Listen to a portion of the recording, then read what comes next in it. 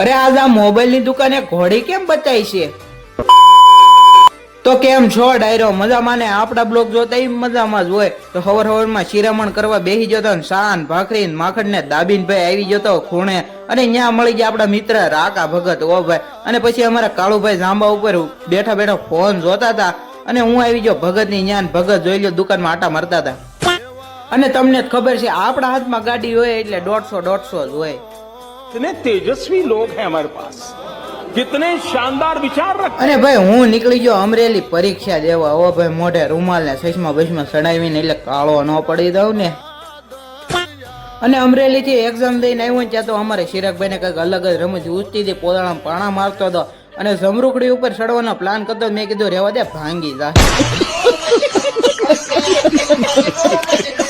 અને ભાઈ પછી અમે આવી ગયા રાકા ભગત પાસે. ની જોઈ લો ભાઈ, ફૂલ છોડ ને પાણી પાતા હતા, કેમ કે ભગવાન હાનું ફૂલ ને છોડ વાવ્યા છે એટલે દરરોજ તાજા ફૂલ ચડાવીએ કે. અને પછી આવી ગયો મકવાણા મોબાઈલ પાસે, અને ત્યાં જોઈ લો આવી ગઈ હતી હીર ઘોડી ભાઈ.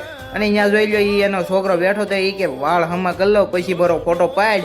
અને પછી જોઈ લો પછી 2 સવાર થઈ ગયા છે માથે, અને ઈ કે જાવા જો 150 હવે ઈ કે ઊભું નથી રહેવું.